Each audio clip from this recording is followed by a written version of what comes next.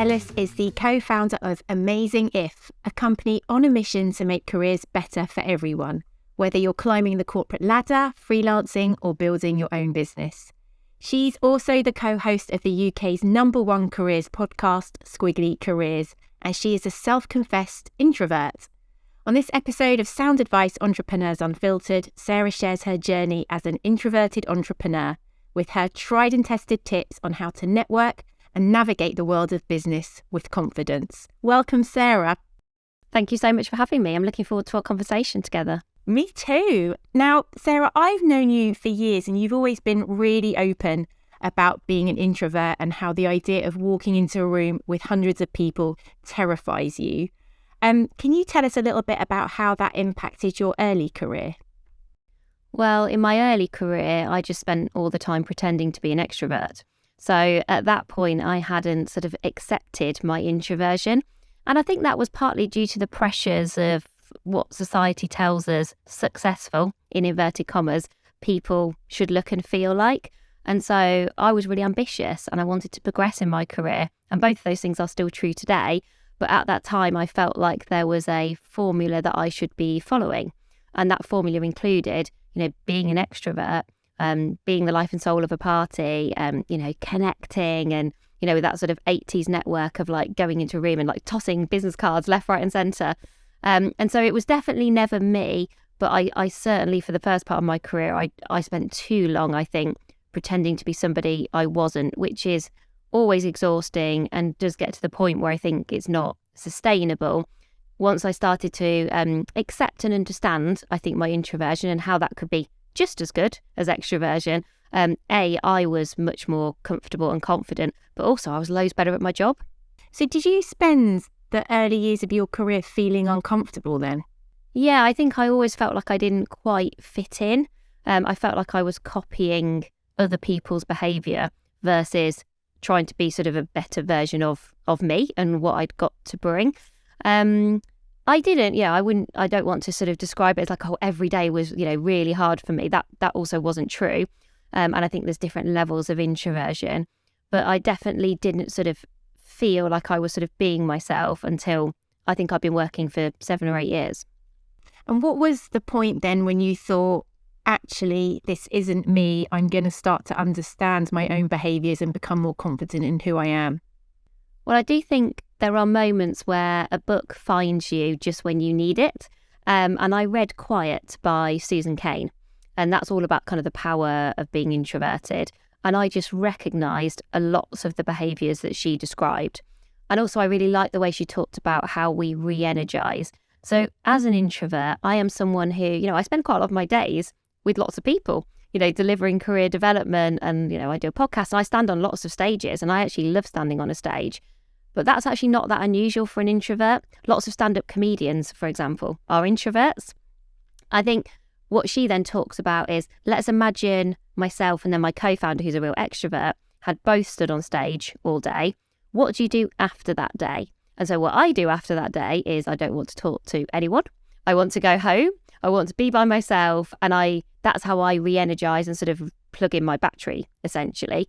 Helen, my co-founder, and I find it very hard to understand, where's the party? This room is a room full of people who I can now make friends with. And I'm like, at that point, I'm done. I don't have that capacity, but that re-energises her. And so I think it was just really, when I kind of read and watched Susan Cain's TED Talk, I started to understand, okay, well, I re-energise in a different way. It doesn't matter that I get nervous walking into a group of 100 people I've not met before or 200 people I've not met before. That's okay. I can learn to cope with that. I just need some good tactics to cope with that. But do you know what? I'm brilliant one-to-one. And I build some really long-lasting relationships that are sustainable and really meaningful.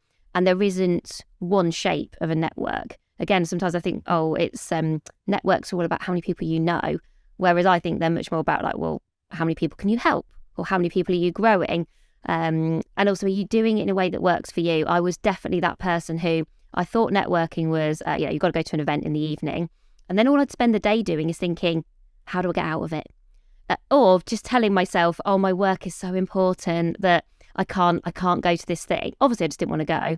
And then when I did go, it was so hard for me. found it so difficult until I sort of learned a bit about like how I could navigate those moments. And so that was actually also quite exhausting. Like doing that is really exhausting. Whereas then once I found a way of kind of creating connections in a way that worked for me, honestly, bizarrely, it became something I really looked forward to. And people now describe me, oh, Sarah's incredibly well connected. And I just sort of think, oh, well, I always really want to tell people that you can go from someone who I would have been like a 2 out of 10 or a 3 out of 10. And now I'm sort of often held up as oh, wow, you just like know so many people and you just do that so seamlessly and so well and so effortlessly. And I'm always like, it's not always effortless, that's for sure. But also I have put a lot of work into figuring out how to build relationships in a way that works for me. Do you think reading that book, Quiet, almost gave you permission to be yourself and display your own behaviours? Definitely. I'd also had a real track record of working for extroverts. And I actually really like working for extroverts. And now I've got a co-founder who's a real extrovert. And my best friend is really extroverted. So I really like spending time with extroverts.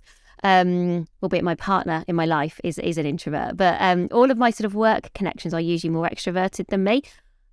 And I also really admired all of them. And they were brilliant at their jobs. So that trap you can fall into of comparing yourself. So I would compare myself and think, well, that's sort of what I need to do and that's what I need to be. And then when I sort of, like, exactly as you've described, gave myself permission to sort of do it my own way, it just released, I think, something in me in terms of to sort of find my flow. I always really like the leadership definition that Rob Joffe and Gareth Jones, they wrote a brilliant book called Why Should Anyone Be Led by You? And their definition of leadership is be yourself more with skill. And I think that is the best definition I've ever come across in all the work that we've done. And once I started to do that, it really unlocked opportunity for me. And if I sort of hadn't discovered that for myself, I don't think I'd be running my own business, that's for sure. I mean, do you think it's helpful or unhelpful to have these labels of introvert and extrovert?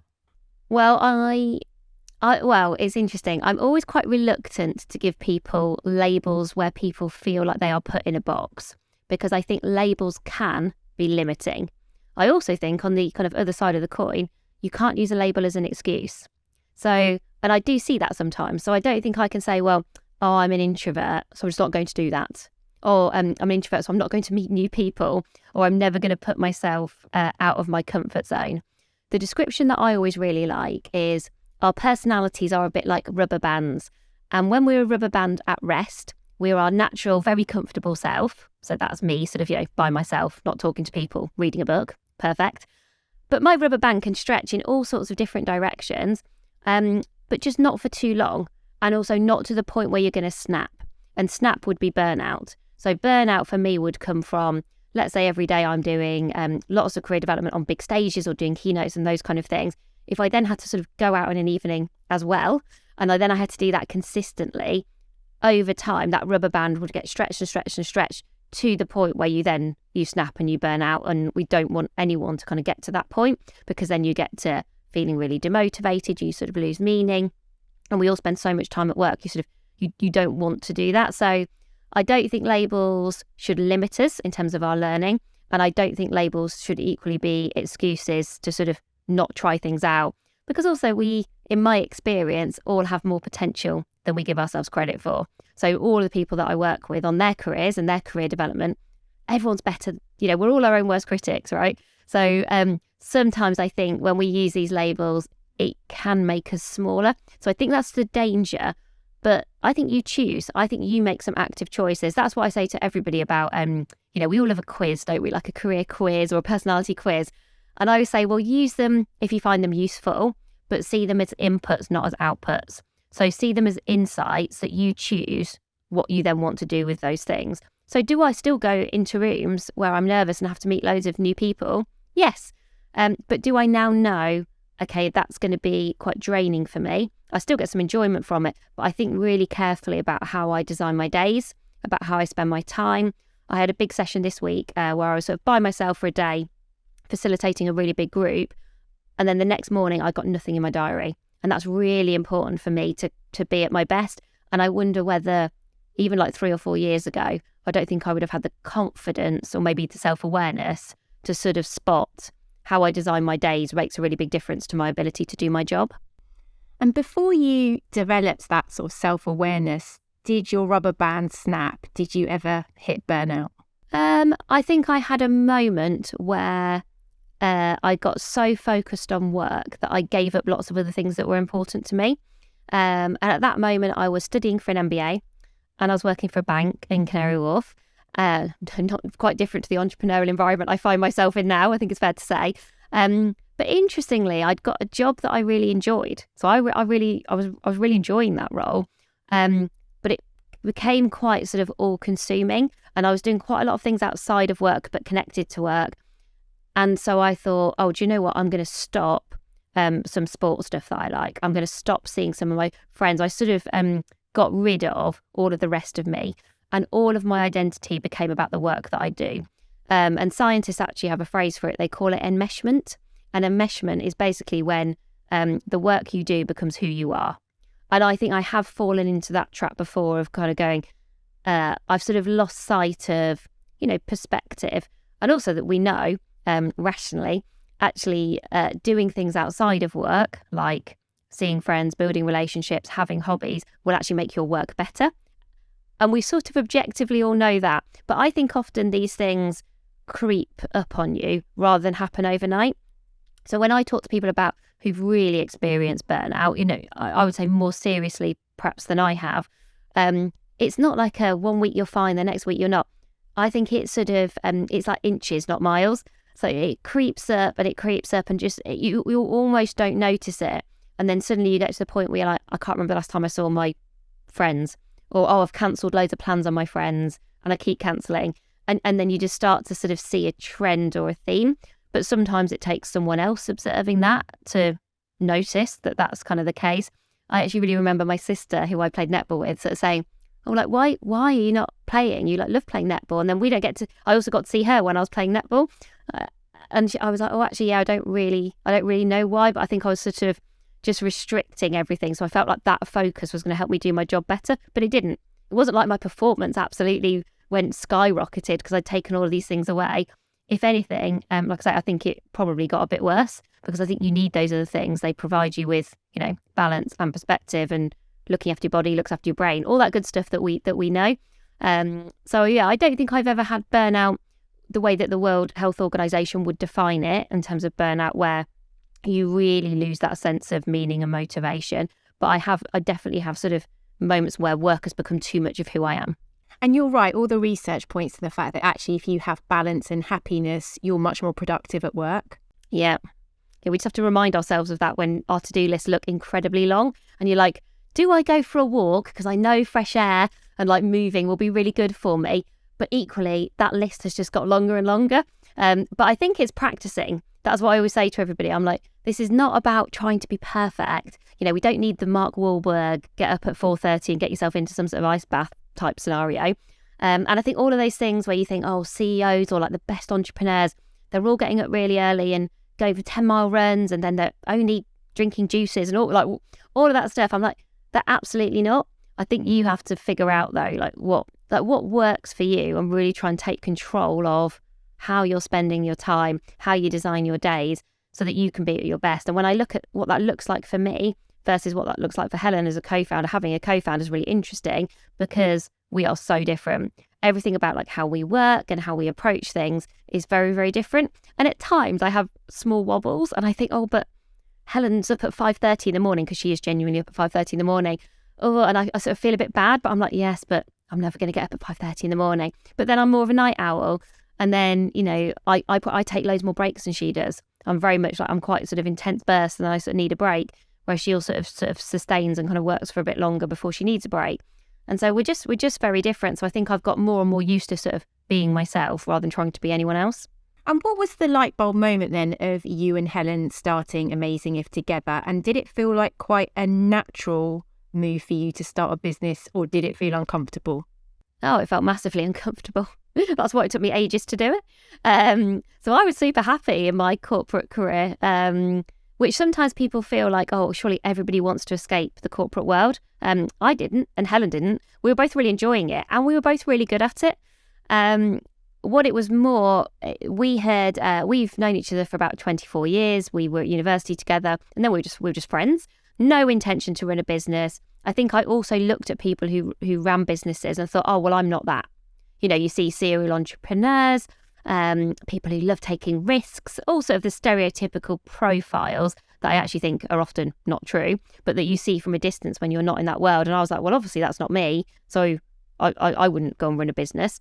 Definitely not part of the sort of career trajectory that I'd got in mind. What happened really was that Helen and I were working in the same city for the first time ever. So we're both in London, and we met and we were chatting about career stuff because we both kind of love chatting about like work things. And we did talk about this sort of shift away from careers all feeling like ladders to careers feeling much more squiggly.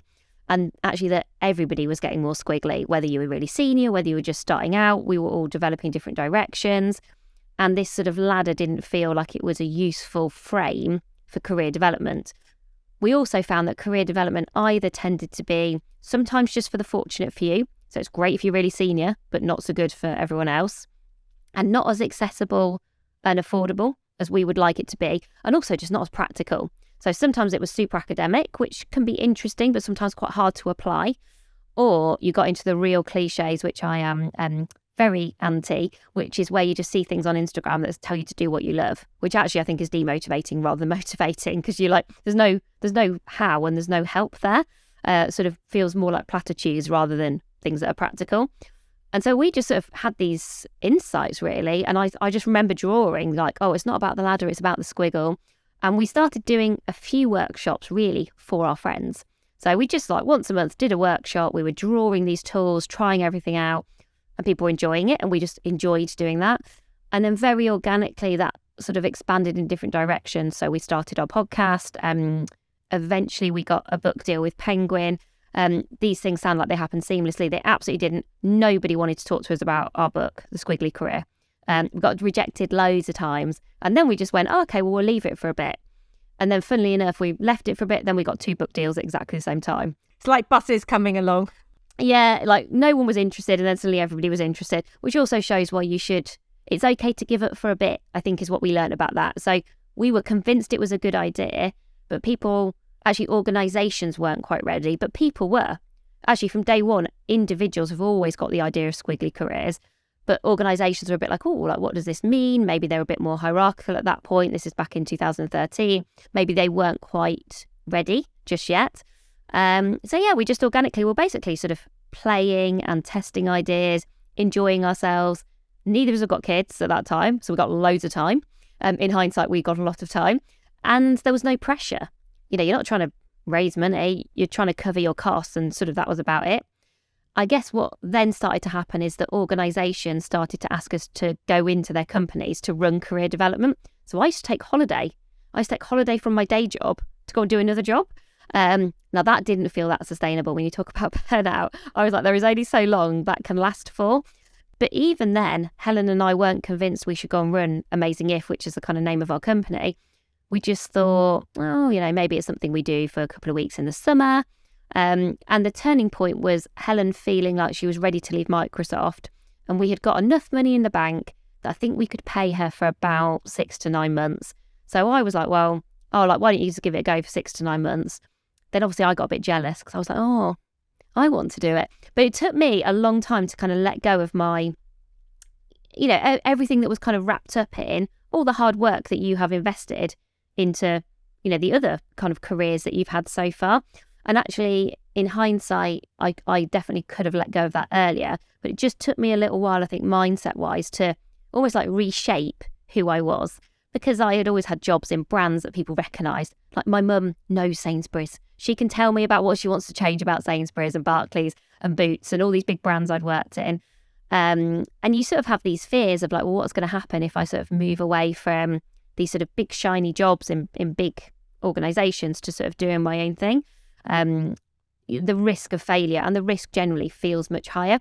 But I had one really pivotal conversation, the lady called Lisa Thomas, who knew me and knew Amazing If, and I saw her at an event, we were both like grabbing a cup of tea, and she's very direct and very to the point. And she just said to me, why are you not doing Amazing If now, Sarah? Just in a really like, why? And why questions are always quite confronting. That's why we have to be careful about when we use them. But that was the why question I needed in that moment, because actually I hadn't got a good answer. that we could afford to pay me for at least a bit. Both Helen and I have paid ourselves from day one, which I think is something people don't talk about that much, but we have. We had to. We had no choice. And I thought, do you know what? The reason I'm not making that move now is not practical things. It's me. It's me and my mindset. And I've got to make a choice. And I don't have to go and do it, but I've got to make a choice either way. Now, ironically, I made that choice, had an incredible 10 weeks because I started full-time in Amazing If January 2020. So for 10 weeks, life was a dream. We had a #1 Sunday Times bestseller, amazing. And then obviously the pandemic hit. And what was the impact of the pandemic on Amazing If? Well, the impact of the pandemic was that we lost all of our revenue in 3 days. So all of our revenue at that point was generated by, keynotes, in-person development, training, those kind of things. We'd got a really good pipeline. We were feeling really good about the year. Of course, everybody stopped doing that. And in that moment, it felt quite hard and scary. And I do actually remember my partner being like, "Oh, do you think you're going to have to go and get another job?" I was like, "Oh, great. Thanks for the vote of confidence there." And I was like, "No, I do really believe that we can do this. But, we're going to have to think a bit creatively for a bit." Now, where we were very fortunate is we sort of had, everyone talks about the shape of your business, particularly during the last couple of years. We had a hockey stick recovery. So we basically fell off a cliff. And in lockdown 1, no one was paying for career development. So we tried to keep our profile high. We kept going. We made the decision to keep going with the podcast, despite the fact it cost us money every time we produced an episode. We decided to do some things that were quite high profile, but for free. So we weren't really generating any income, but for quite a short period of time. And I think that just kept us relevant and top of mind for people, so that actually once organisations were sorted, so they'd figured out everyone can work from home and how that's going to work, our advantage is that we have always used loads of tech. So we live draw in our sessions, and we're very comfortable using tech. In fact, Helen loves tech, is also quite helpful. So we were sort of playing with all these interesting ways of doing annotations and drawings. And so then companies were quite keen to bring people together to do interesting and creative learning. And so actually by the September that year, we had started to kind of rebuild all of our revenue, felt like we were on a much more positive trajectory. And that's kind of continued since that point. So we sort of had that real hold your breath and like kind of keep your nerve moment. And it was hard for us because it didn't feel familiar. Neither of us have ever run a business before, and we don't know that many people who run businesses. All the people that I knew were either, some people were obviously furloughed, or some people were like, my friends were still working in Sainsbury's and obviously trying to help with getting food out to vulnerable people. So they were sort of very busy, but in a very different way. So it was so interesting how all of our experiences were so different, particularly during those kind of first kind of couple of lockdowns. And obviously on top of that, I'd moved back in with my parents for 10 weeks to get some help with childcare. So you're suddenly living somewhere you've not quite imagined. I thought it'd be for 2 weeks. It was for 10. And, managing all of that and kind of family dynamics and, things like, nursery fees and mortgages and all that kind of stuff. I'm always really proud, actually, of how we stayed pretty calm and collected during that 10 weeks. And I think a lot of that is due to our partnership. I'm not sure how I would have fared if I'd have had to do that alone, because there were moments where it felt very tough. Or, you're getting into a thinking spiral, or you're like, how is this going to play out? There's a lot of uncertainty that we had to navigate during that time. And of course, you'd only just left your corporate career to fully go into Amazing If. So was there a point where business fell off a cliff and you just thought, actually, I'm going to step away and go back to my corporate career? Yeah, no, actually, I don't think we ever got to the point where I felt like I had to do that. So financially, that would have been a really big reason to have to do that. But it never quite got to that point. So we could keep paying our bills. My partner was still working full time. So, between us, and kind of Helen was in a similar situation, we were sort of okay. So it never got to the point where I was like, I'm going to be ringing Sainsbury's back up and saying, do you fancy giving me a job again? Or my previous agency where I've been a managing director and say, I've just left. Do you want me back again? So no, it never has got to that point. And I've never had a moment since I started Amazing If where I thought, this has been the wrong decision, or I sort of wish I was back in that area. It's just more, I just enjoyed it when I was there, but I've never been as happy as I am kind of running our own company and running Amazing If. Yeah, never looked back. You've talked a lot about your partnership with Helen, but with you being an introvert and her being an extrovert, has that caused any tensions between the two of you? How do you make that partnership work? I'm not. So yes, we have tension. It's not always because of our introversion or extroversion. I think sometimes it goes beyond that into our working styles, or our approaches to things. Like we approach problem solving in quite a different way. We've got quite different personalities, and so that sometimes creates friction. One of the things that we've definitely learned over time is to fix friction fast. We basically use that as a saying: fix frictions fast.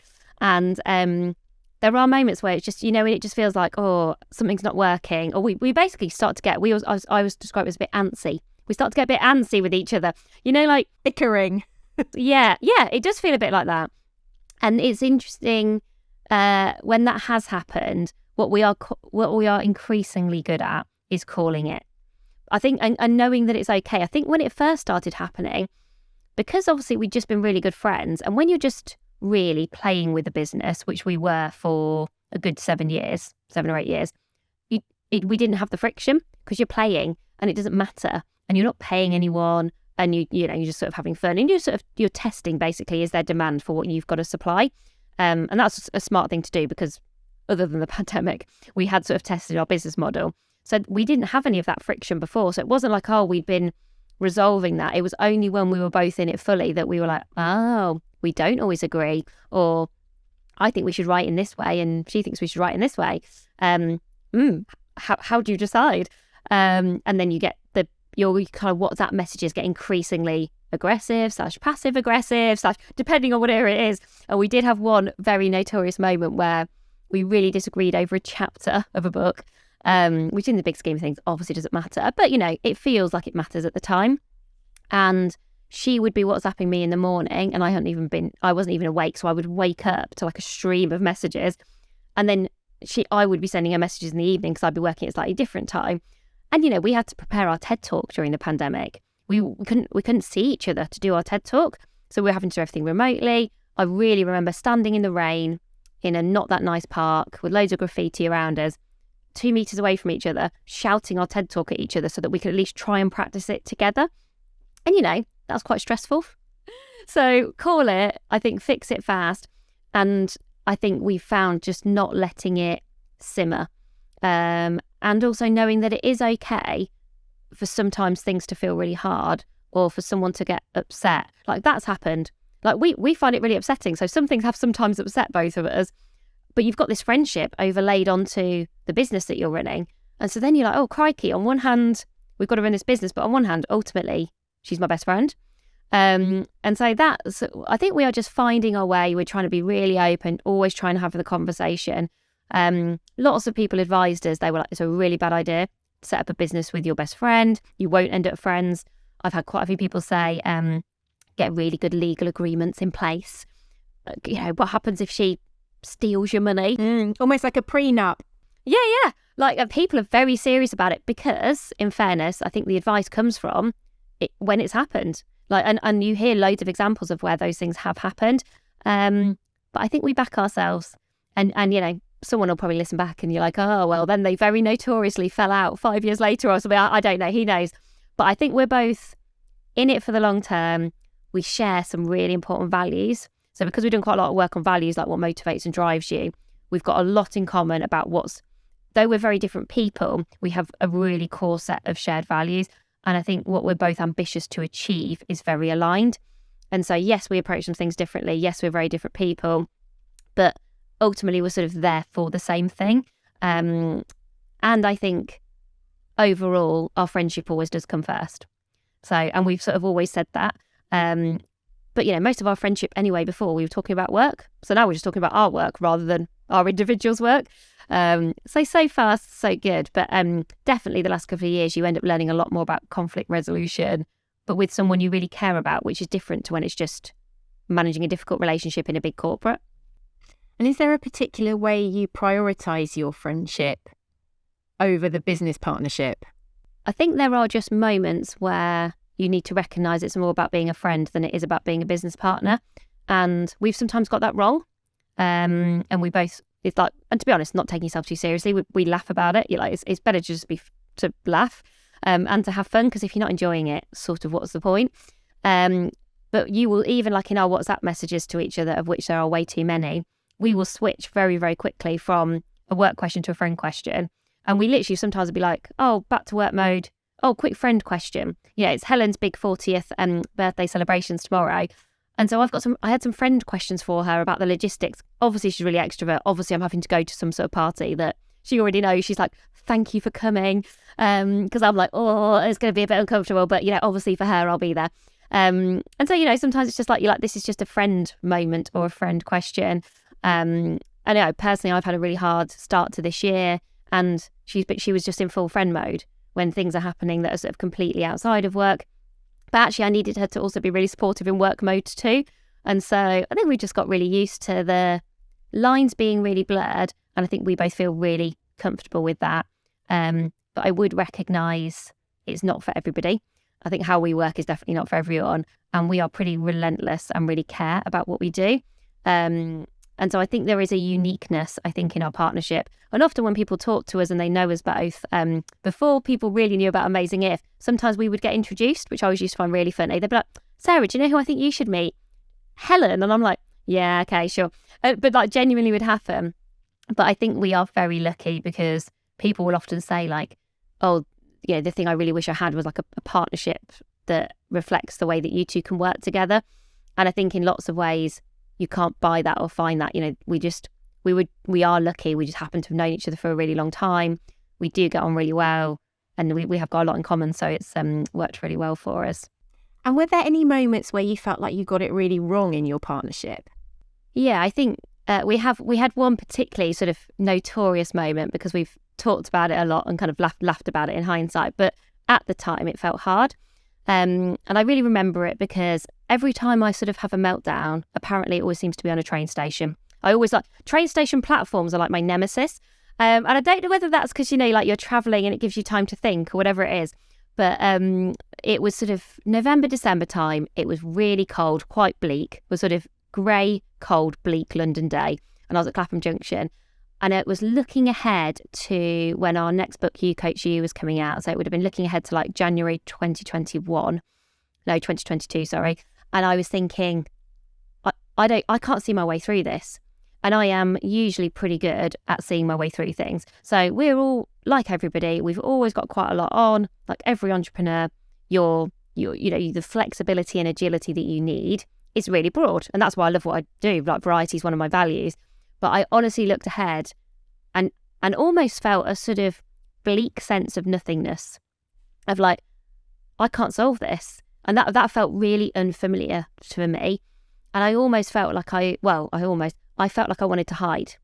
I was like, I want to get under a duvet. I think I just want to get under a duvet and just sort of stop and just get away, because this is just not going to happen. We have, maybe we've overcommitted. I don't think we've got the time to do some of the things that we needed to do.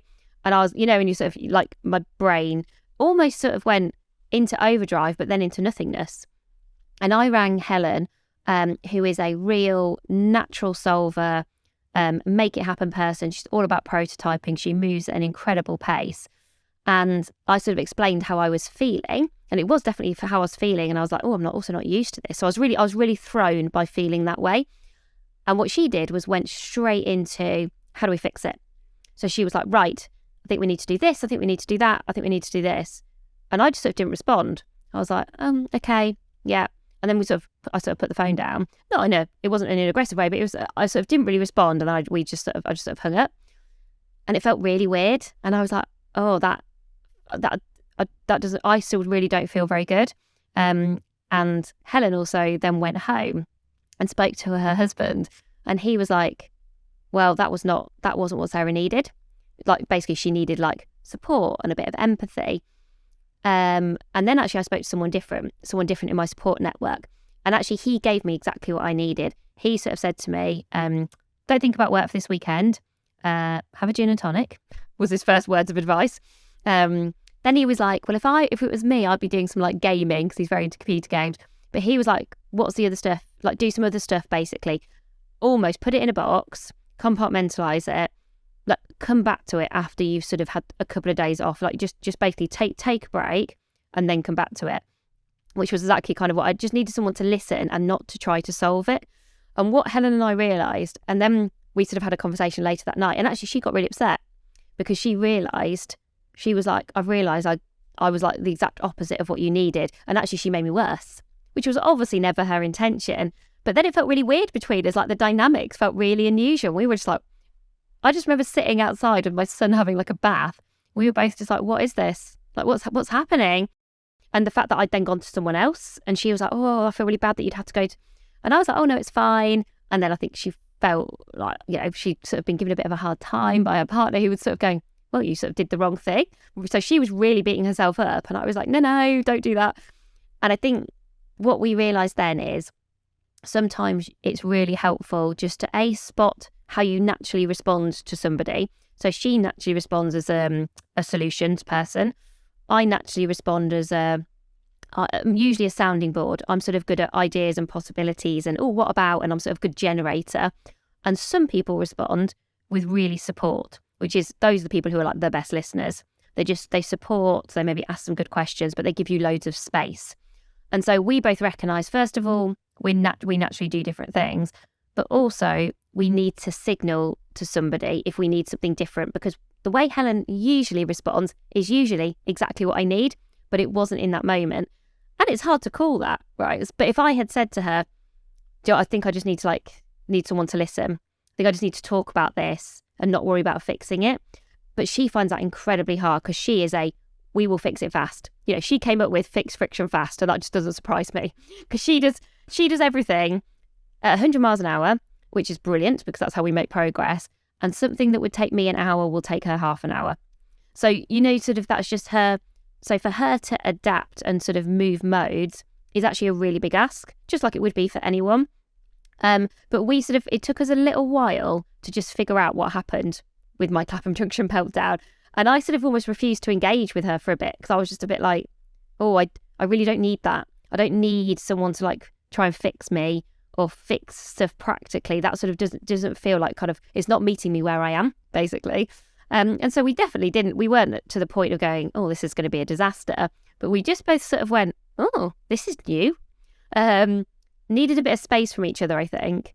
And then actually when we then came back together, we could sort of recognise what had gone wrong and then what we would do differently for both of us. Because that will also be the case where sometimes she'll talk to me and she's like, okay, well, I don't need 10 more ideas because I will always have 10 more ideas. She might just be like, we've got to pick, Sarah, you've got to choose a solution. And so then it just stops you getting frustrated and it stops you having that, it helps you to give somebody what is most useful and helpful in that moment. And I've had a few of those moments. You talked about burnout earlier. I've definitely had a few times over the last couple of years, which actually never happened to me in my corporate career, where everything has just felt a bit too much. Overwhelm. Yeah, complete overwhelm. Always at train stations. I don't know why. The other one was at Paddington. That was like a year later.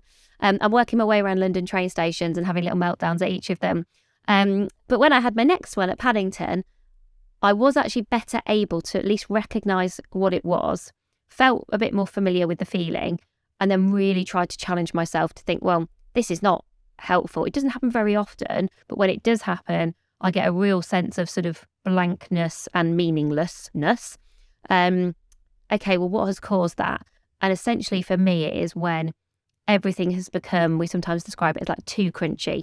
Like I think I have a lot of capacity, but there is there's a tipping point of capacity where you're like, yes, but that day, for example, I'd had 4 million things I was doing with loads of different clients. Then I got loads of traveling, and then this room that I was trying to find, I couldn't find it. So you're just like too much stuff, basically. And at that point, I just go, well, apparently now I've discovered this about myself. I just sort of go, computer says no, and then completely shut down. It's actually quite an unhelpful. I sort of back out of everything and back off. So I mean, it's sort of fascinating I do think you learn a lot about yourself as an entrepreneur that actually I would never have learned about myself in corporate life. Like I'm more self-aware than I've ever been, which is also important given the job that we do is helping people with their self-awareness. But I do think you have experiences that just help you to learn and you're always getting better. But I don't see any of those moments as like, oh, I've failed or I'm not doing a good job. I just see them as okay, well, what can I learn from this? What would I do next time? What I don't want, we call them reoccurring red flags. We actually now call them that in our company. So we are now always on the lookout for reoccurring red flags. One red flag, sure, stuff goes wrong. But when I sort of then had the Paddington train meltdown, I was like, oh, that's interesting. This is sort of happening a bit more frequently. This becomes a reoccurring red flag. Right, I need to take accountability and ownership for that, because I don't want these reoccurring red flags. It's not good for me. It's not good for the team. What do I need to do differently? Change comes from action. I've got to take some action and figure out and experiment with, like, what am I going to do differently? And that's actually been a really useful phrase for us in our company. It's just recognizing the difference between, when you're an entrepreneur and you're growing a company quickly, of course you make mistakes. Like, we have mistake moments. We call them that in Amazing If. What's your mistake moment? What did you learn? Fine, move on. We don't want people to stress about their mistakes. What we do want to recognize is if there's this reoccurring red flag, okay, you've got to intervene, because otherwise, you're just making the same mistake over and over and you're not actually learning. And then you're sort of surprised when it happens again. So I really hold myself and everybody in Amazing If to account for that, to be like, right, okay, you've said that to me 2 or 3 times now. So what are we going to do about it? What help do you need? How can we all help to solve this? Let's just not keep doing the same thing over and over on repeat, because we'll never do the things that we're aiming to achieve. We'll never have the impact that we're hoping to have if we're sort of having all these reoccurring red flags along the way. It's really interesting how you and Helen both behave and show up so differently as business leaders.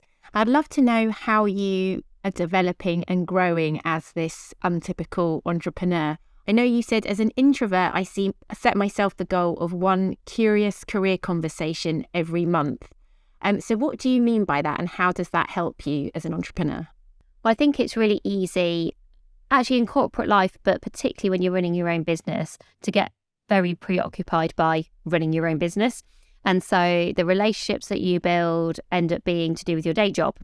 Okay, who's the next client that we need to talk to in our case, or a relationship you're trying to build with media because maybe you want to write for somebody.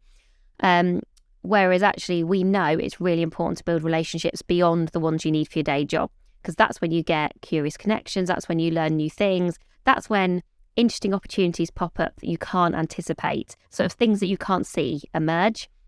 And so for me, hoping that's going to happen is really unrealistic, because it just won't happen. And we talk about having this kind of create, not wait mindset generally when it comes to your career development. And so if I'm Helen, for example, I definitely don't need to set myself the goal of one curious career conversation every month, because she's probably having one a week. It's so in her DNA that she's sort of out and about talking to people all of the time. For me, my sort of, because we all have habits and rituals and routines, I could easily go for 3 months and not meet anyone new.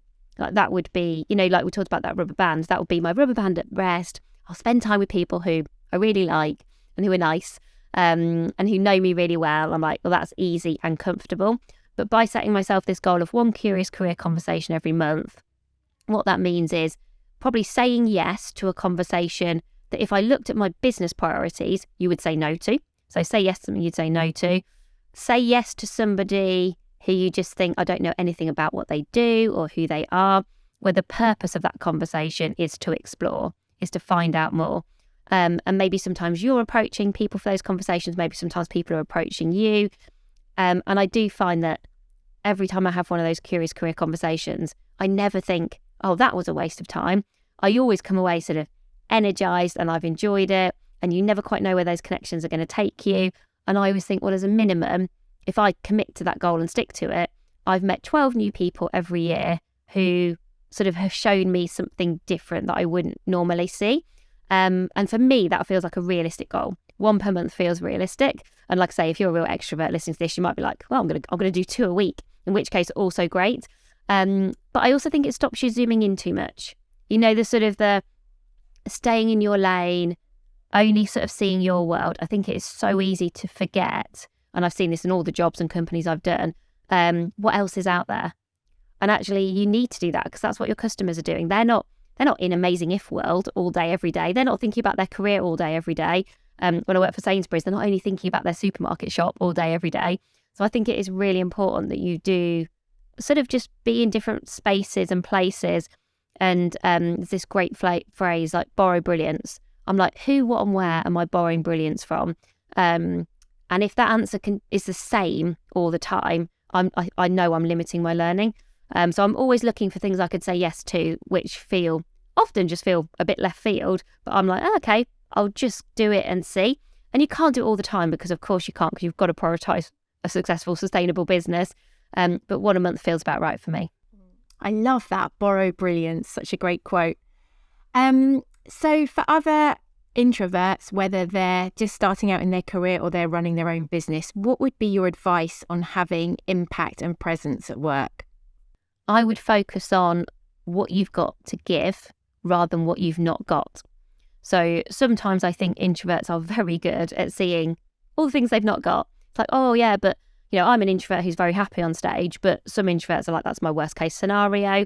And when people say that, I'm always like, fine, how often in your job do you need to get on a stage? For most people, the answer to that is not very often. You're not doing big presentations that often. You're not going to do a TED Talk. No one needs you to do a TED Talk. And so think about what you have got to give. Maybe you are really thoughtful. You're probably very empathetic. Maybe you're a brilliant listener. We all need better listeners in our organisations.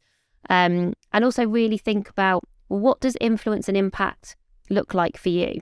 I think the really transformational moment for me was when I figured out what I'd got to give was passion for career development and time, essentially. Because I hadn't got expertise in career development when I first started. I'd got just passion for it and I had got some time. So I was like, okay, I'm going to bring those two things together and just see how I could be useful for the communities that I'm sort of in at that time, which was in marketing. And so I just sort of started to create things, and creating works for me because I'm naturally good at ideas. I'm good at creating things. So I'm sort of putting together the pieces of the puzzle that are, well, what are my strengths? So what are things that really give me energy? Creating things, having ideas. What have I got to give? Sort of time and some passion around career development. Okay, and then sort of who can I help? Well, actually, there's loads of marketeers who are ambitious and want to progress who would probably come together to learn a bit about careers. So I just started to do some creating of like some small networks with no expectation really in terms of where they would go to help people develop in their careers in marketing. Got really good guest speakers, started to test some of the content that eventually became Amazing If content. Really low key, asked people for help. I found it much easier to ask people for help when I got something really specific that I was passionate about. I could ask for help, like, can we borrow a room for this networking thing? Can I borrow a room for this session? Will you come and speak for free? Because actually you're going to be helping the next generation of marketeers. And it is amazing how for me, I then realised, oh, that's what I've got to give. And how like that, I'm really valuable in that way. I can be really useful. I always really like, we had a brilliant guy called Jack Graham on our podcast, and he created a really great business called Year Here, a big social enterprise. And he said one of the questions he always asks himself is, how can I be useful? And I just think as an introvert, like, ask yourself, how can I be useful? And it's like, how can I be useful? And don't try and think, oh, I need to be useful in the same way as the person next to me or the person opposite me. Just figure out, like, what does that look like for you? What makes you distinct and different? And I think when you start to connect the dots on what makes you distinct and different, they're always the people that I see sort of succeeding in their squiggly careers, and they never look the same. It's like what makes Helen distinct and different is very unique to her. Same for you, same for me, same for all of us. So I think if you can sort of start to put those pieces of puzzle together and then do stuff, like you do learn by doing. I remember talking to Anne Bowden, who's the founder of Starling, and I was like, right, what's your one piece of advice for entrepreneurs? And she was like, well, you just have to do it. She's so straightforward. She was just like, well, what are you waiting for? Stop thinking and start doing. And actually, even though I'm a reflector and I am a thinker, I have never been afraid to sort of start small, but to do something. And I've found that that's always what gives you the momentum. You can stop some stuff if it doesn't work after a while. You can change direction for things. But if you're not sort of actively making progress, then those things won't change. So, well, yeah, my advice I think would be just to try and think about, can you connect the dots between strengths, what you've got to give, and what makes you distinct and different. Thank you so much, Sarah, for sharing such a different perspective with us, and also proving that you don't have to be really loud and outgoing to do well in your career or to build a thriving business. It's been brilliant having you on the show. Thanks so much. It's been brilliant to be here. Make sure you check out the Squiggly Career podcast and book, and you can also find out more about Sarah and her work at amazingif.com. If you've loved this episode, don't forget to share it with everyone you know, and see you soon for more Entrepreneurs Unfiltered.